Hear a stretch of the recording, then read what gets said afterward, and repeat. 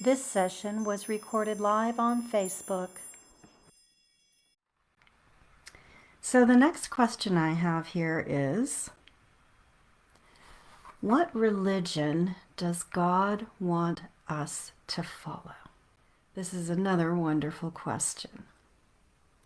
Religion has done much good for humanity. Religion, as I said, has collected the human understanding of God as it's revealed through prayer and through observation of this beautiful creation of planet Earth that God's put together.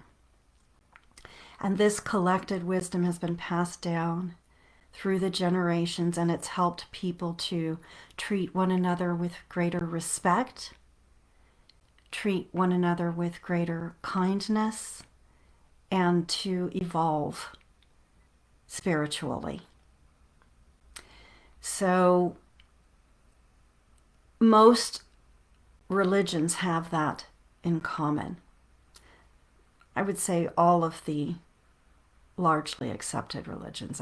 There are very few that choose to focus on, intentionally on darkness. I guess you could call those religions. Those are the only ones that are discounted. But any religion that is intending to seek the highest, intending to seek the best, intending to seek the good, intending to seek love, intending to seek God, intending to seek truth. There is good in all of these religions. But because they have been crafted by humans, they are flawed.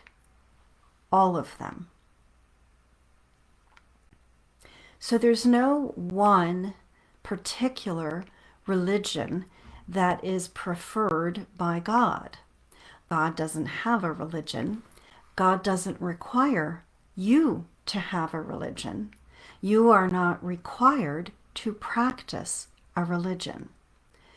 When Jesus came, he was born as a Jew into the very deeply rooted and beloved Jewish and Hebrew traditions. And he loved these, and he loved the Bible. And there was much about the wisdom that came through that really called to his soul.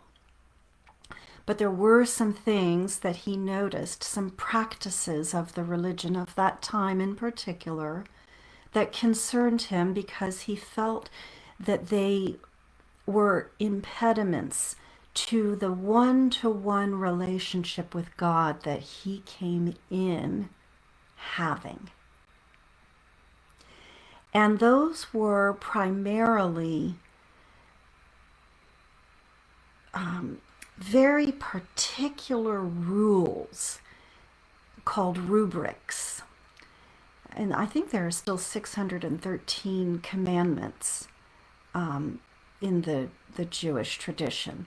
So there were many, many, many commandments, rules, laws that were intended for health, for well-being, for good. So they had a very positive intent. But Jesus noticed that sometimes souls would get so caught up in trying to follow the law or the rule to the letter that they missed the spirit of that law. The spirit of that law being to take care of each other, to take care of each other, and to do for one another as we would have done for us. And an example of this would be the parable of the Good Samaritan. And it's a very famous parable. If you're not familiar with it, you can look it up on Wikipedia. But this poor man was injured. He was beaten and robbed on the road. And a priest passed by, and he felt that he should help this man. He felt for the man, but he was busy with his prayers, and he had a prayer service to attend or something along those lines, and he just felt he couldn't take the time to stop and help, so he passed by. And then a Levite came by, and a similar choice was made by that soul. So he passed by, and then came a Samaritan who was the sworn enemy or mortal enemy of this particular soul, who was injured, but he was not caught up in the fact that they were supposed to be enemies. Instead, he saw another soul, and he felt a kinship to that soul, and he wanted to do for that soul as he would hope someone would do for him. And so he lifted up that soul, and he carried him to a place of care, and he tended his wounds, and then he paid someone to care for him, and he moved on with his business and checked back later. It was just kind of amazing. So with religion, what we all want to do is, if we feel called to seek a religion, or if we were born into a religious tradition, we want to remember that the only thing that God is really hoping for from us, truly, is a one-to-one relationship. Our soul to God's soul. That's all God hopes for from you. But beyond that, you have all the free will choice you could possibly want.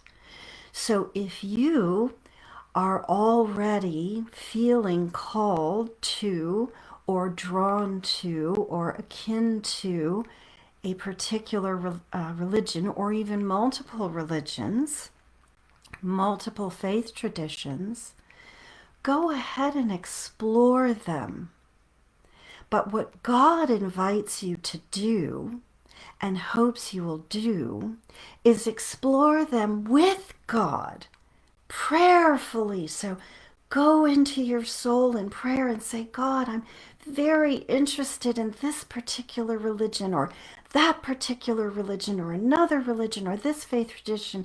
Will you help me explore it, that I may see the truth in it and come to know you better and love you more faithfully and more deeply through this religious tradition or this faith tradition, because it calls to me and you call to me. God, please help me to explore as your child. Show me the way. Show me the way through this religion, that I may find you in it. And if there are aspects of this religion that were intended to serve but no longer do, then help me to see the truth of that, that they may fall away and not obstruct my path straight home to your soul in your divine love. And in doing this, any particular religion or faith tradition that continues to draw you forth in a more expansive way, in a more loving way, in a way that helps you feel closer to God, in a way that helps you feel closer to other humans, in a way that helps you live in harmony with God's creation, that is nature and this beautiful planet. That's the right religion for you right in this moment. And that can shift and change as you shift and change, and as you grow and as you evolve, and your soul is developed in relationship with God. Your own personal, direct, one-to-one, totally unique, never before, never again, with no one else, relationship with God. It is an extraordinary adventure. So exciting, so wondrous, so magical, so beautiful, and it's yours, and it's forever. It's forever. It's yours forever. So you may explore many, many, many religions, and they may all be just right for you in that moment.